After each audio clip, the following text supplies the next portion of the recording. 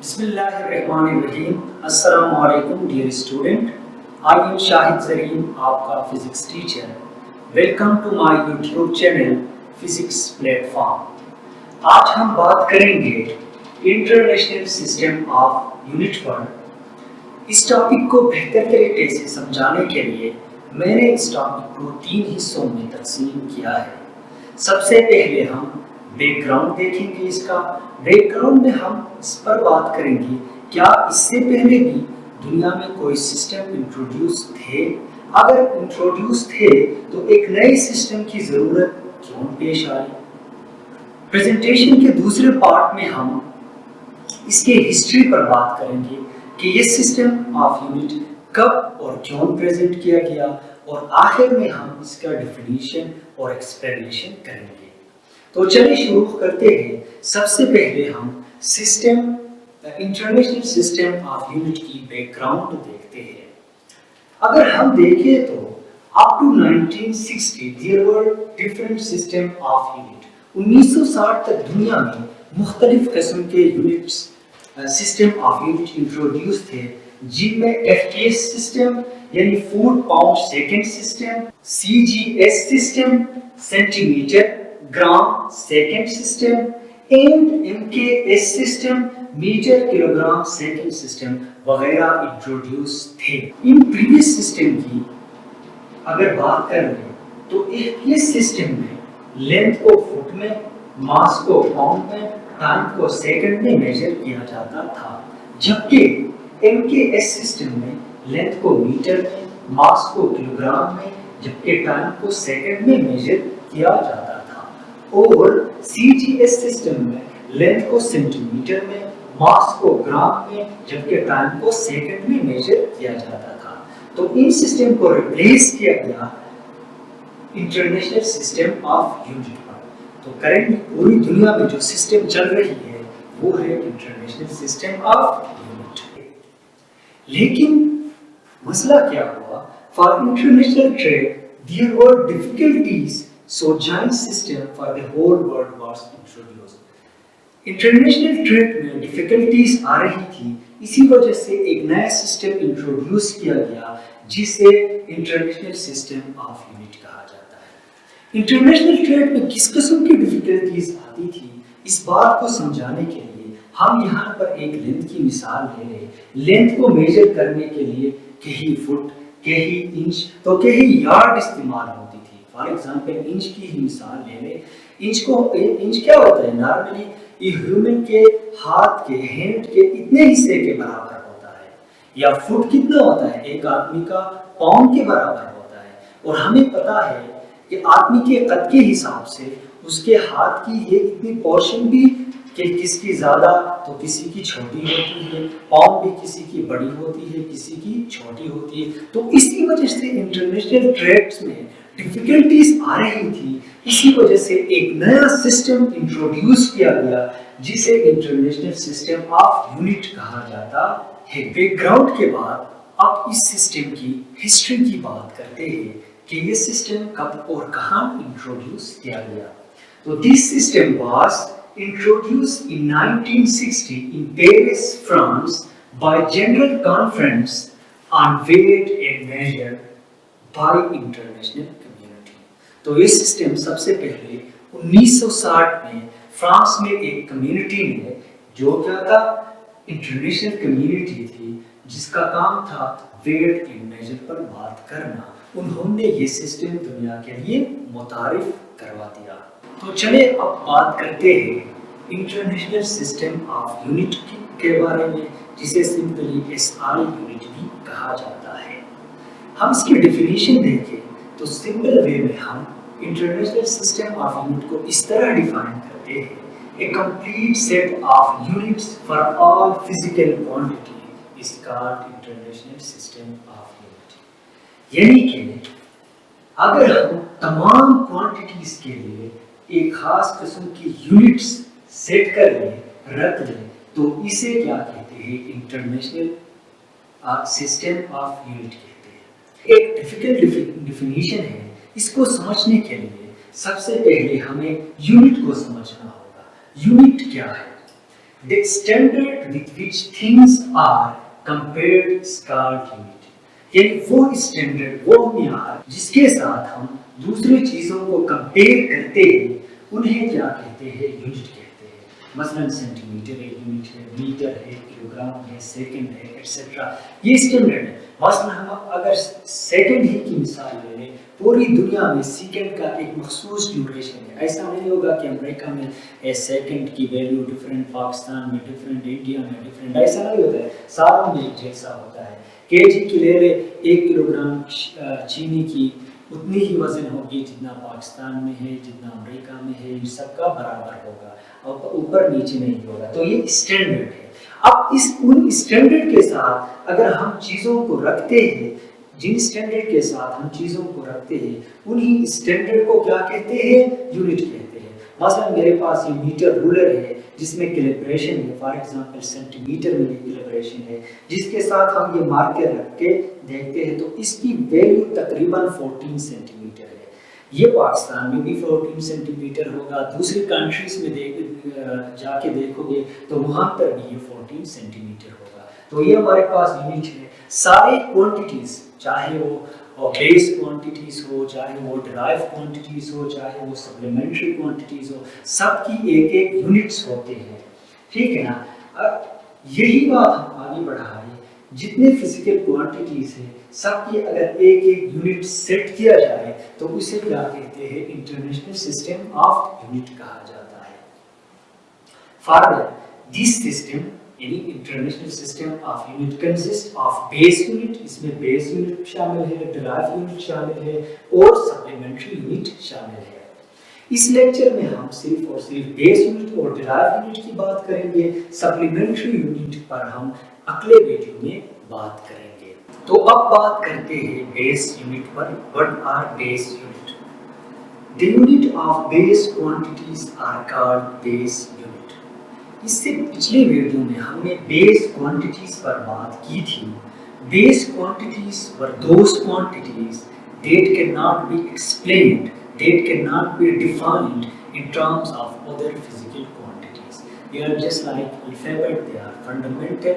Similarly, the base units, they are fundamental, they are basics. So these are the unit of base quantities. Alternatively, we can define them in these way. Those units which cannot be defined in terms of other units are called base unit. बिल्कुल physical quantities की तरफ, base physical quantities की तरफ, ये ऐसे unit होते हैं जिनको हम अदर फिजिकल क्वांटिटीज की बुनियाद पर डिफाइन नहीं कर सकते। ये फंडामेंटल होते हैं। ठीक हो गया? ये बेस यूनिट्स जो है हमारे पास सिर्फ 7 होते हैं, क्योंकि बेस क्वांटिटीज 7 होती हैं तो उनकी यूनिट्स भी 7 होंगे। हमें पता है बेस क्वांटिटीज जो थे वो 7 थे, जो कि लेंथ था, और लेंथ का यूनिट, बेस यूनिट हमारे पास क्या होता है? मीटर होता है, जिसको हम m के साथ रिप्रेजेंट करते हैं, स्मॉल m से। मास अनदर बेस क्वांटिटीज, जिसका यूनिट हमारे पास किलोग्राम होता है और जिसको हम स्मॉल kg के साथ रिप्रेजेंट करेंगे, kilogram. Time third base quantity है, जिसकी यूनिट हमारे पास होता है सेकंड, स्मॉल s के साथ, जिसको हम रिप्रेजेंट करते हैं।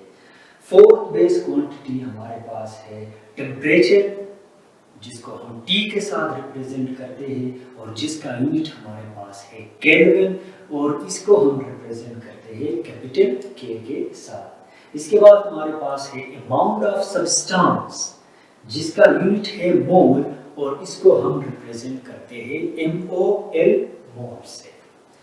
नेक्स्ट हमारे पास है करंट, इलेक्ट्रिक करंट, जिसकी यूनिट हमारे पास है एम्पेयर, जिसको हम कैपिटल A से रिप्रेजेंट करते हैं। और लास्ट हमारे पास है लुमिनस इंटेंसिटी, और जिसका यूनिट हमारे पास है कैंडेला, जिसको हम स्मॉल d से रिप्रेजेंट करते हैं। तो ये हमारे पास 7 बेस यूनिट्स होती है जिनके बारे में हमने बात की है। 2 इंपॉर्टेंट बात यहाँ पर हम डिस्कस करेंगे। पहली बात तो ये है कि हमने मास के लिए किलोग्राम, kg, या टाइम के लिए सेकंड, या लेंथ के लिए मीटर वाला यूनिट क्यों चूज किया।